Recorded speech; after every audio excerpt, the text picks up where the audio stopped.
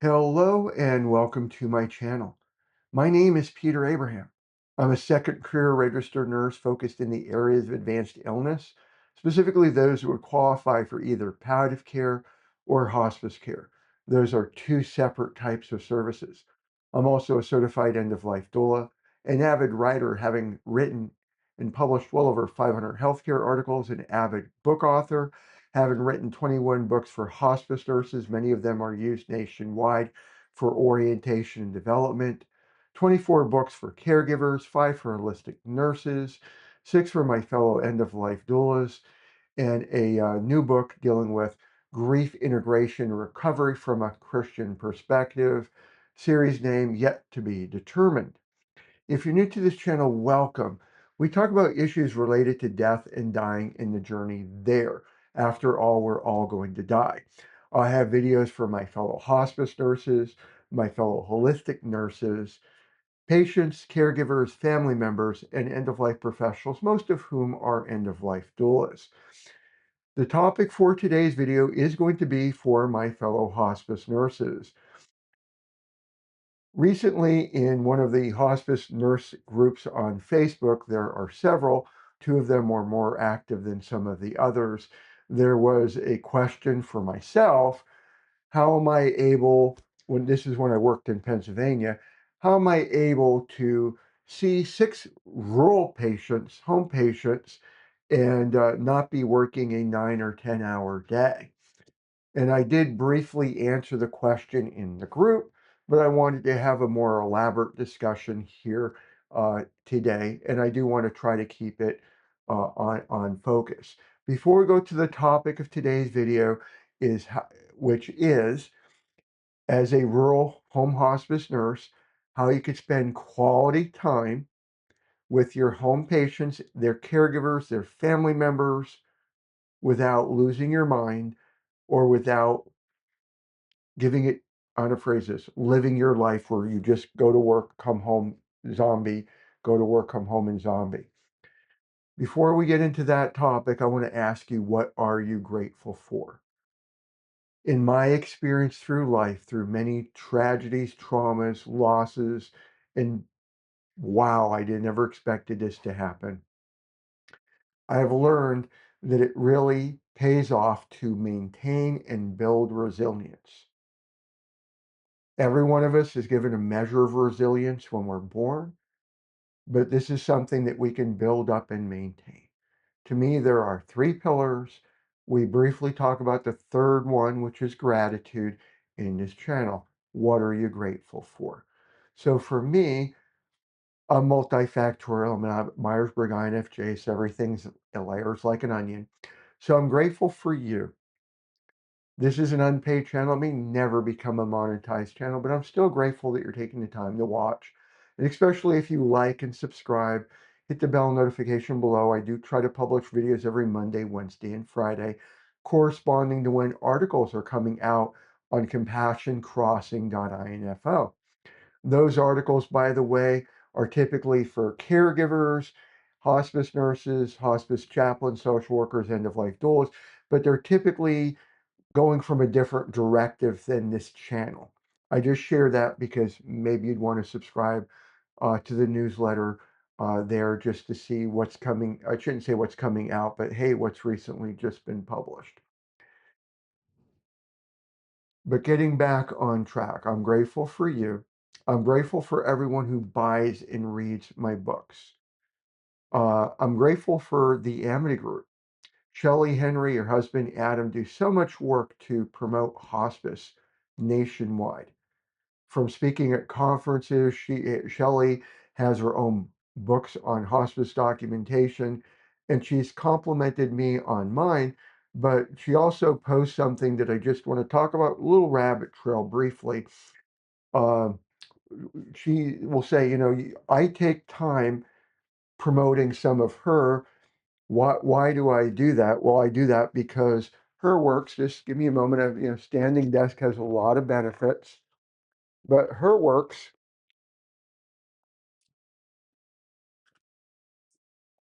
this is hers. So laminated, fits in a scrub pocket, even better fits in a scrub pocket, specifically designed for being out there in the field, where mine, and yes, these are unscripted, don't shoot me, third edition, mine, well, it's more for your nursing bag, um, and it's more about teaching mastery. But one of the things that Shelley mentioned that I take as a great compliment, she said my books are tightly focused. And it's going to lead into today's topic, by the way. They're tightly focused on individual areas of need.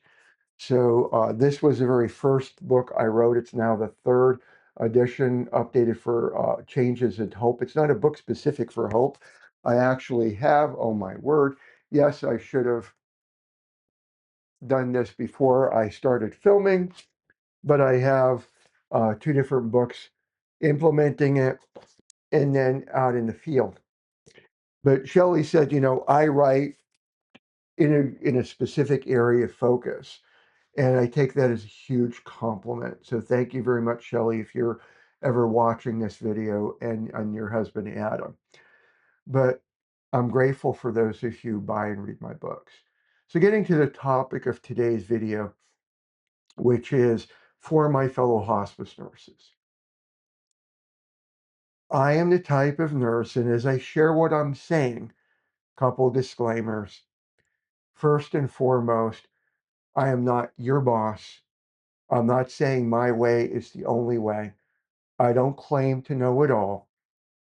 I'm sharing my experience, my wisdom, and to a degree, my opinion, not medical, legal, blah, blah, blah advice.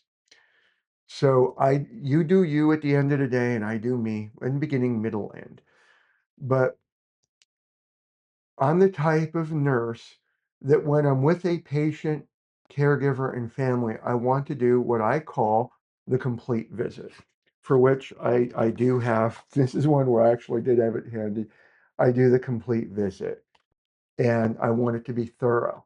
I want it to be thorough. So for any of you who are familiar with home care, home base, you know that most agencies also use it for payroll. You can go in and you can look in what's your drive time, because they got GPS. How much time did you spend in the visit?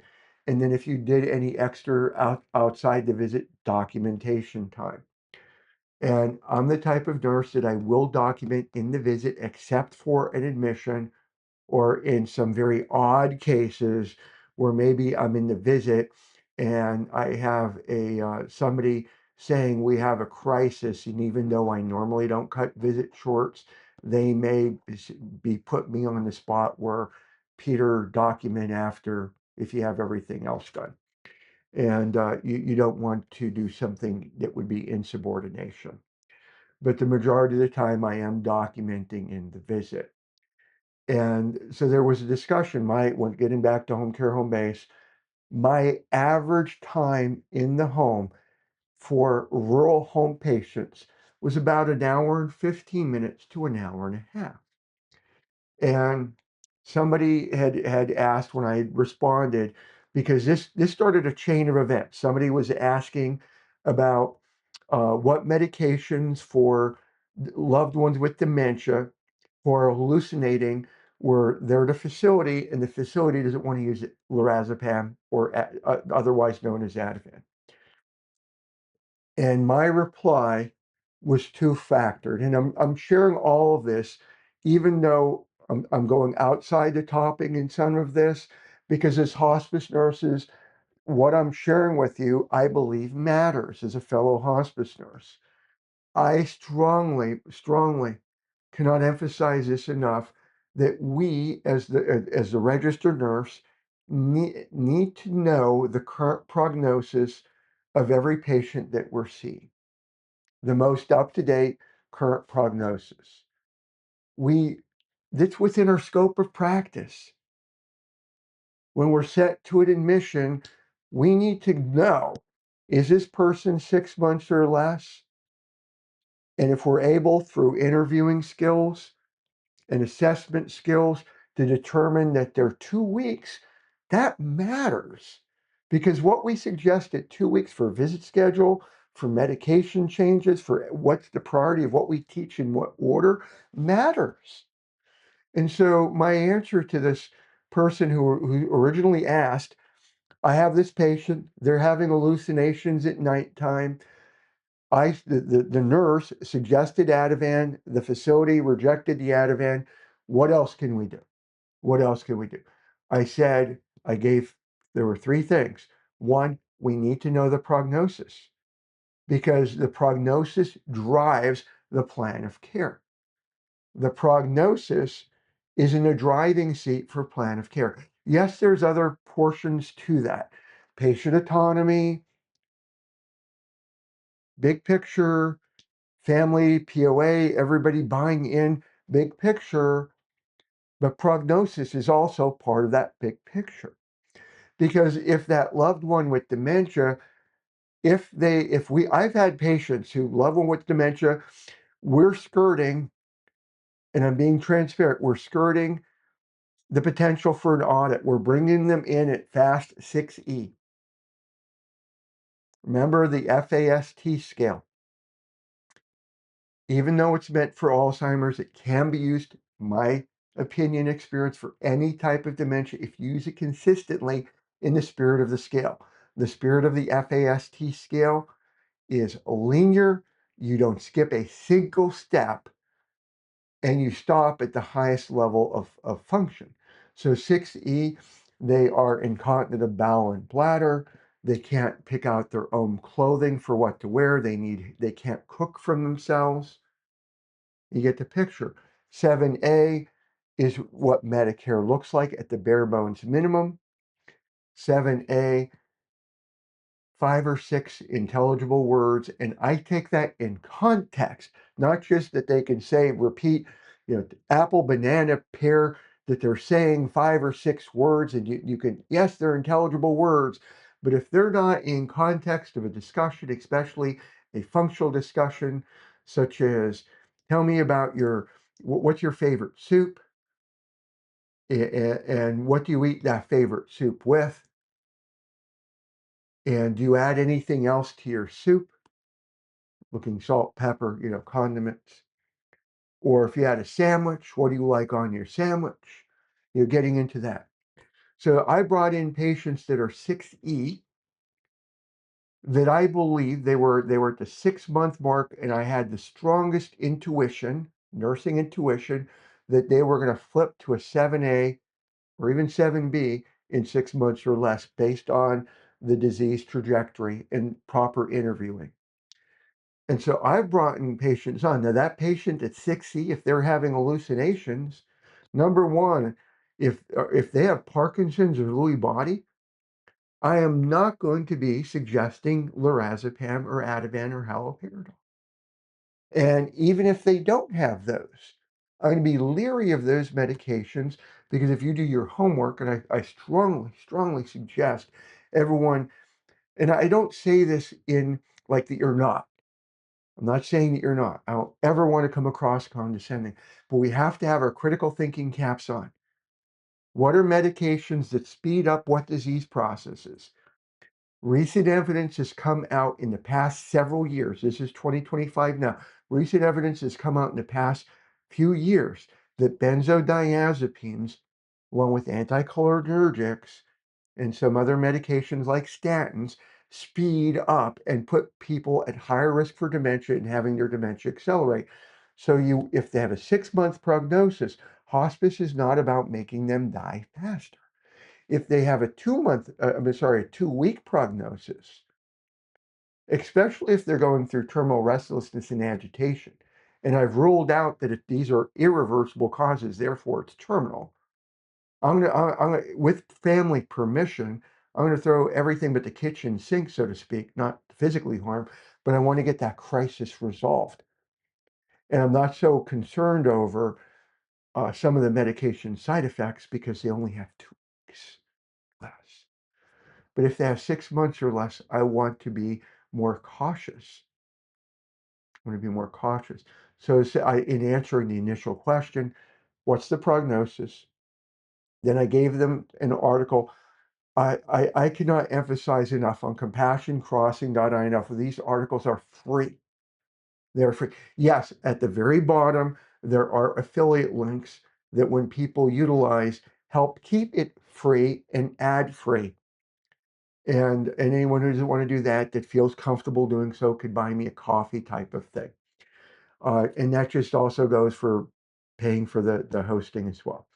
But there's at least 2 articles on hallucination management for dementia. They are very in-depth and thorough. So I pointed to him that. And then the third point that I said, and this is what triggered where we're heading into this discussion, that we should be trying non-pharmacological means whenever possible. Because everything has side effects. Everything. And side effects are when, not if. And what I found out, and I sometimes, even though I write and I'm an author, I struggle with what's a better way to word this. It's part of being an INFJ Myers-Briggs.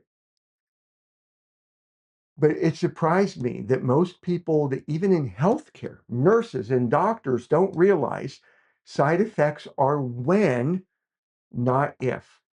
There are scientific studies out there that side effects are when, not if. My fellow hospice nurses, my fellow holistic nurses, I had a patient on losartan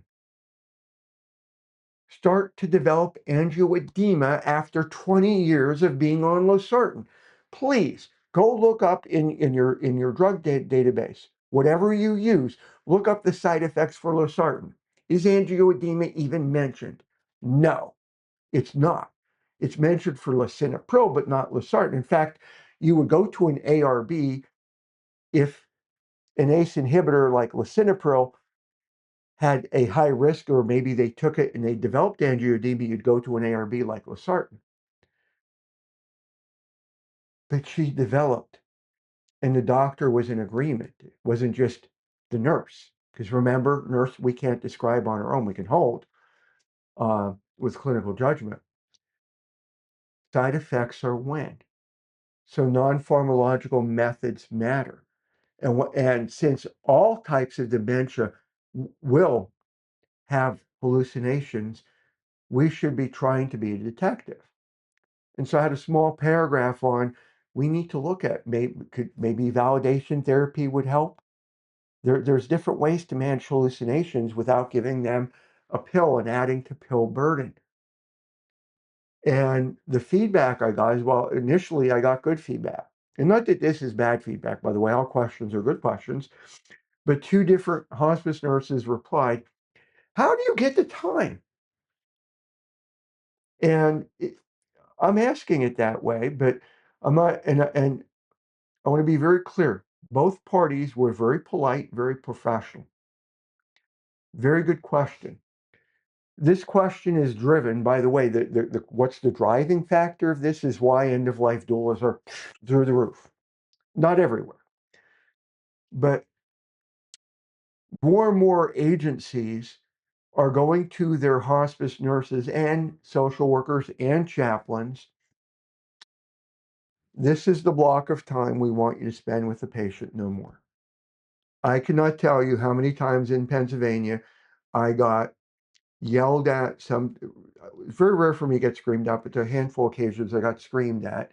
Why can't I be like, and they, I don't want to say the nurse's name, but there was a nurse at the one agency who literally bragged that the longest time that she was in a patient's home was 45 minutes because the wife made her. And internally, every time I heard that, my brain's exploding and I want to just cry. I don't know whether to cry, sob, or scream, because it's like you had to be forced to have a human connection to a person who's dying and spend time with the family. But this person, their average visit time, which again, home care, home base, their average visit time was about 20 minutes. Now, I wish we lived in a world of no fine print, because you nurses hearing me, you're going to say that can't be true. That can't be true because Medicare requires a minimum of 30 minutes. And you're absolutely right. But let's remember home care, home base. You incomplete the visit, and then you go back and she's documenting, and now she's adding time. So when Medicare gets that bill, it's more than 30 minutes. So from a legalistic standpoint, she was meeting the minimum bill time. But in terms of the time, and to me, this was beyond disappointing.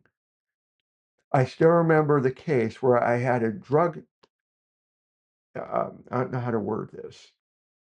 I had a person who self-medicated with alcohol and street product that I would go into. Number one, they were at best, the best case scenario, they were a 45-minute drive from everywhere else, but a lot of times they were an hour away. It depends on what direction that I was coming from.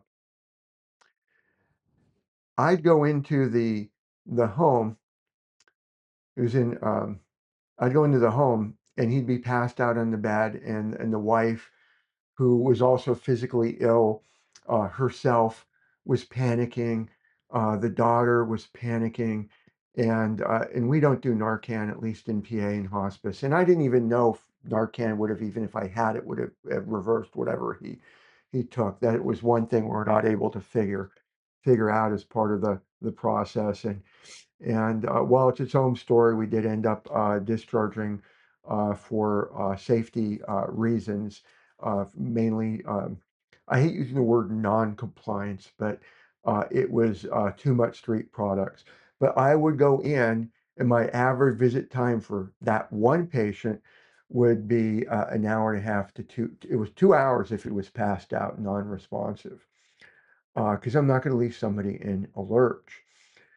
But I would go in, and part of my visit, part of my complete visit, so to speak, is I'm not only documenting, like I'm looking at what was the last medication counts for all the narcotics. There were multiple.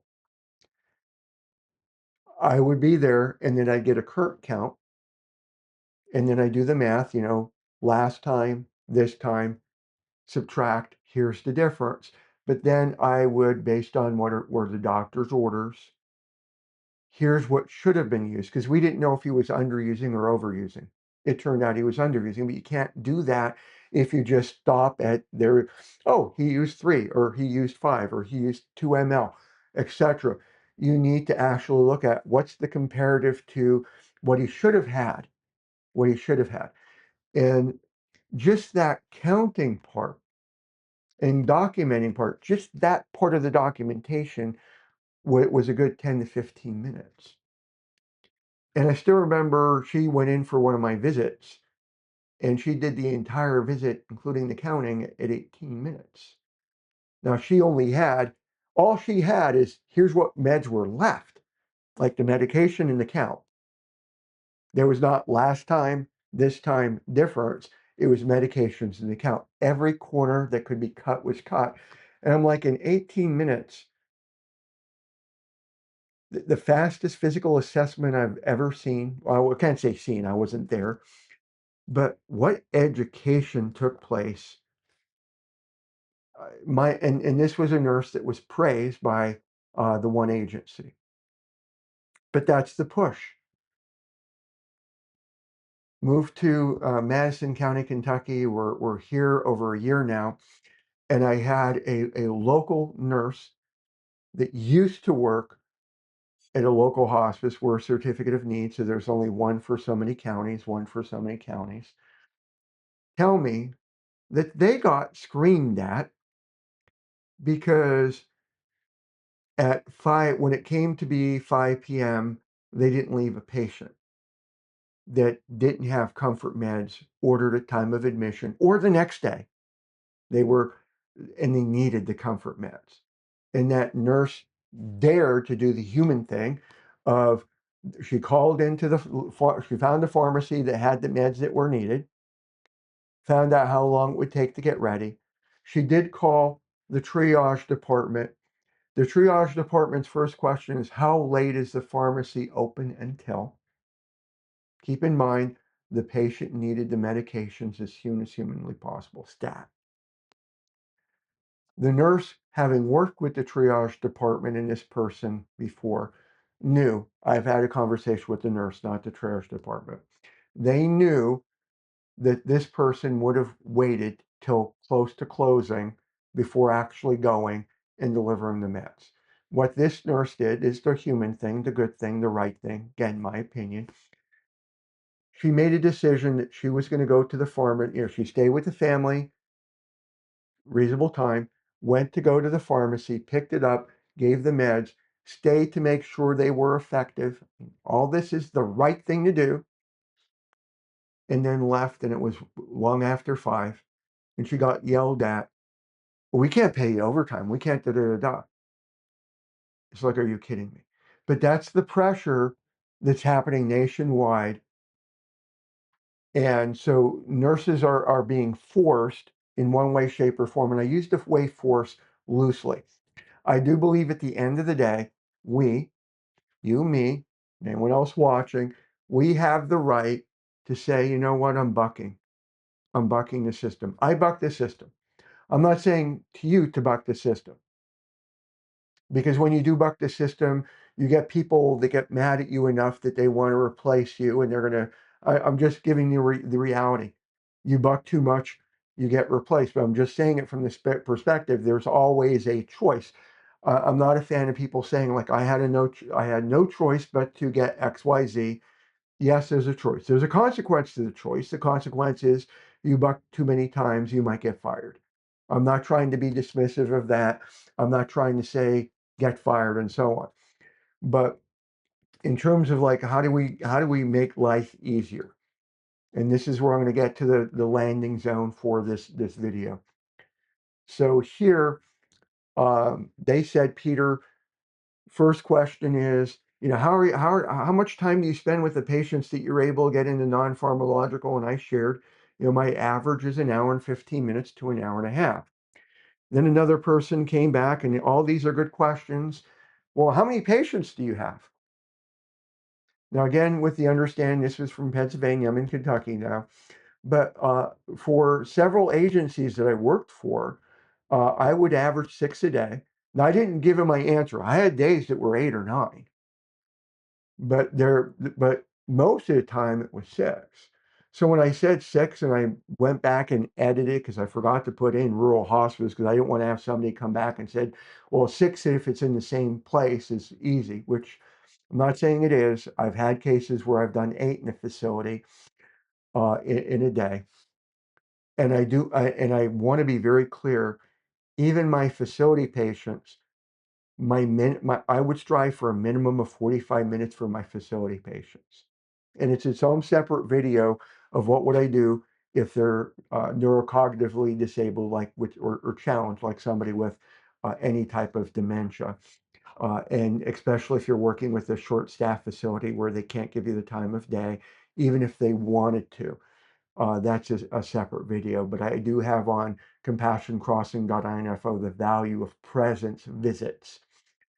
But I edited it and I said rural home hospice, 6 patients, and then the person came back. Well, you must be working 10 hours a day, and 8-ish was more my style, 8.5-ish. I don't take lunch. That's my choice, and you might go, ha, fine. But what I suggested to those that were interested, and this is what I want to go over, and then we're going to have the landing zone, is I mentioned about Shelley Henry complimenting me that I write very focused books. I pick a topic, like there's granted there are 2 books on hope, but implementing and then out in the field, pick a topic, documentation, but time management for hospice nurses. This is mainly for rural hospice nurses, can be applied if you're a facility nurse. And I do want to go over 2 parts, looking at page 46, 47. The how to phrase. What I strive to do for this book is give what I don't know if I want to say it this way. Time management secrets. Time management secrets. It's similar to like Get Things Done, GTD, time management secrets. And depending on what you want to accomplish, like I've had cases, I don't know if case is the right word. I've had situations where, hey, Peter, you're now case managing 29 people and there was a potential for 30. And I'm like, jaw to the floor. How in the world am I expected to get this done? I did have a lot of help, but it's like if you don't, you got two choices. Either I'm going to let it burn me out, or I'm going to work up a systematic way to do the right thing for my patients and families. And the right thing to me is to spend the time that's necessary. Not just do it for the sake of doing it, but spend the time that's necessary to have the complete visit and to do it right. I want to spend the time necessary so that when I'm with the patient, caregiver, family member, and I'm doing the education, I have several goals in mind. It's not just to improve patient outcomes for the patient. I want to reduce the caregiver stress, the family stress. I want to reduce calls to triage. I strongly believe that if you were, I can't say buy every book because one of my books now no longer applies. I have a book on the hospice item set. Thank you, CMS. You just made that book obsolete, which is perfectly fine. That's one of the reasons why I write a number of books that I write. But if you were to really ply into the different books that I write and say, hey, I'm going to master these topics, you are not only going to be a stronger hospice nurse, but you're going to be a more comfortable hospice nurse with less anxiety and stress. Because my goal of this is to reduce your stress level and to make it so that when you walk into a situation, no matter what's going on with your patient, caregiver, or family member, you're one of the calmest persons in the room because you've mastered so much along the way. It's like building resilience and maintaining it.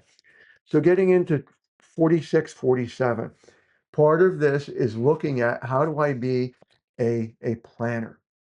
So we talk about geographical grouping. I cannot emphasize enough the benefit of getting a list of all the patients that you case manage. And then what I would like you to do is you're going to make some notes, whether you do this on a whiteboard or a big piece of paper. You're going to remember HIPAA, but let's say you have a code name or initial, something that if something happened, you wouldn't be in HIPAA issues. But you're going to write down current prognosis. You're going to write down the address of where they live,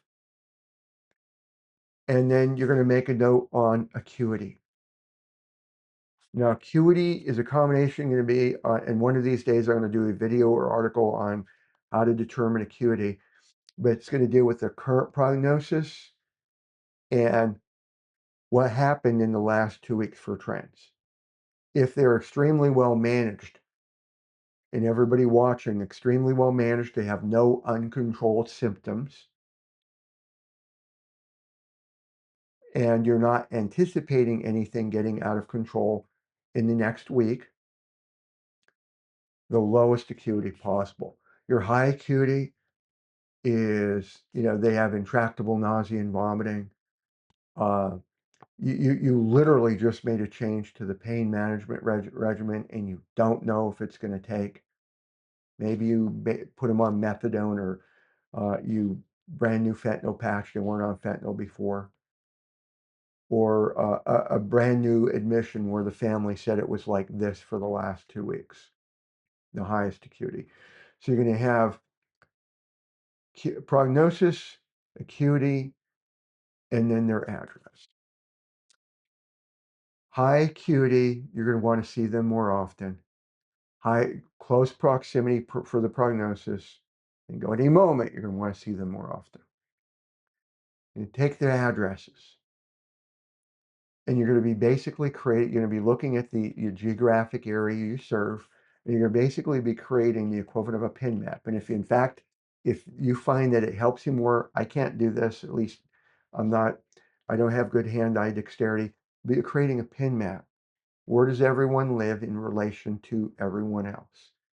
And to the degree that you're able, you're actually over time going to memorize. I know it's a changing field. People die, people come on board, but you have your steady eddies. And you're going to look at where they live in relation to you, where they live in relation to one another.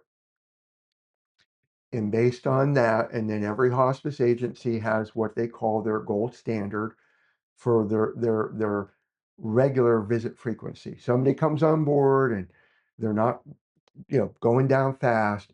For SareCare Hospice, by the way, both before and after a Medicis, can't say for 2025, but theirs was twice a week visits. Grain Hospice was twice a week visits. Here in Madison County, Kentucky, I'm hearing more and more about, once a week or every other week visits. So every agency has their standard. So I am a fan, by the way, me personally, I love the twice a week visits, even for my well-managed patients, because I love high satisfaction scores for the hospice provider, which, by the way, if you're one like me who does buck the system to do the right thing, even if it causes us problems, I got away with it for as long as I did for several agencies because my patient satisfaction scores was through the roof, because it was unbelievably rare for my patients to have family members call triage. It was unbelievably rare because I had a system in place, which I wrote about in my different books, that it was a complete visit. It was a complete visit. So here, part of this is coming up with in advance, even though things can change on a dime, you want to try to plan out what's my week going to look like before you actually start that week. So you're going to have, your group A patients, your daily high acuity visits, and your group B, your daily high acuity visits. And it goes over a system. And then in terms of the other thing, and this was going to be on the landing zone, is before every visit, and this, by the way, is on 56, 57-ish, ish, is before every visit, pre-preparation, just doing a review, especially if you haven't seen them for the first time. And what I would end up doing, this is my whiteboard clipboard. I think it's HIPAA compliant. This does, on a pinch, fit in your scrub pockets. Folding for HIPAA compliant. I just love this thing. But I would have my brain sheets. And depending on the situation, I might put a sticky note on remember to. Or over here, I might just make a line and just draw down like bullet list or 1, 2, 3, 4, and so on. What am I going to discuss today or do today so I don't forget? I want to make sure that the people that I'm serving, and I view this as a servant calling, that they're well cared for. I do believe that even in a pinch, if your agency is saying you need to complete this in 45 minutes, and hopefully they won't bug you if you go to 46 or 47, but I do believe if you apply the principles that I write about in the different books, that if pressed, you could do 45. I like making that human connection and finding out these different patterns so that if, for example, my lung cancer patient who developed angioedema on losartan, by having the proper visit frequency, And this goes into proper visit frequency. By having the proper visit frequency, I knew it was angioedema. For those of you who are, I don't know how to word things, you've been around people long enough, certain body frames, it's harder to tell, is there facial swelling or is their face normally that way? The more you see somebody, the more you'll be able to tell. I've had situations where people told me, how can you see that they're pale? Because I'm white, I'm Caucasian. And the person that we're talking about is a black person. And I've had people with me, I can't tell the difference. And by the way, it's not because I got magic eyes and these are like somehow electronic implants. It's the more time you spend, practice makes, I don't want to say perfect because we're never truly perfect, but we build that up. If you have any questions, please ask below. I don't claim to know it all. And I don't claim that, that you have to do it this way, that there's no right way. When God willing, March 27th, I'm going to be in South Carolina on that Friday, 2026, as one of the 3 keynote speakers, the only hospice nurse keynote speaker and the only hospice nurse they've had in years, at least it maybe even the first, I don't know. But I'm going to be speaking about my book, Mastering Hospice Eligibility, and why that method works better than quick flips. But I'm also going to be mentioning, to the degree that I can fit it in, about Shelley Henry. And by the way, if you are a hospice nurse and you don't have her books, even though, one can argue, you know, more potentially more comprehensive, the difference is not laminated. Hospice nurse, you've been out there, people are bleeding, puking, I'm being blunt, feces on the floor, whatnot. I've been in buildings that was, ugh. And these are so well put together. And on top of that, in fast score, by the way, such a well done job. And then she has the Dawn DAHN application out there. And I believe they have a new application for scheduling. Just so well done. I just view myself as one of the people out there trying to help you and people like me. And I'm hoping one day, keep me in prayer if you're a person of prayer. We're in the landing zone. I did have an opportunity a couple weeks ago for a PRN every other weekend, hospice triage, telephone triage position. Depending on your point of view, that's a dream job to just work from home.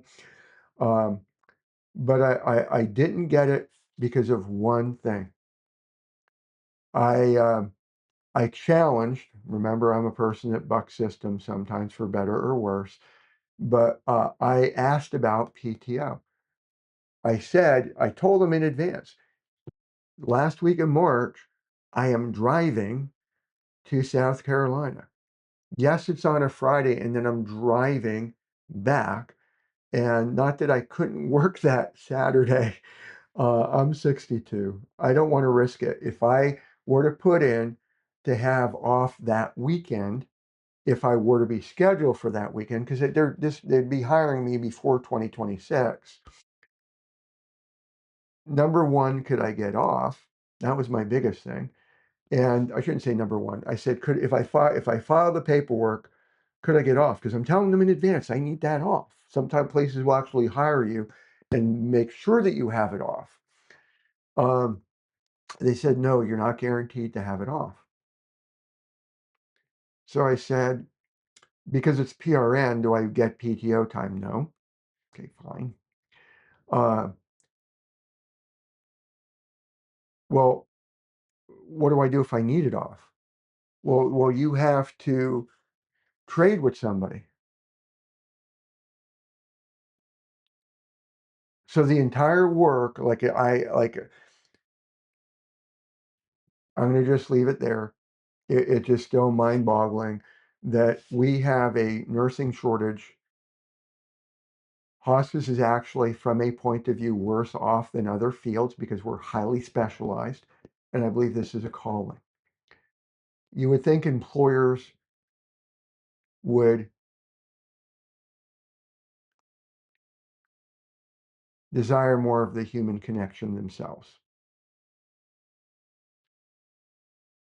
Anyway, so for those of you who are praying, please pray, because I'm still looking for a part-time PRN, whether it's on site in Madison County, Kentucky, even though I'm running Compassion Crossing, um, or remote. And thank you so much for watching. Take care and bye.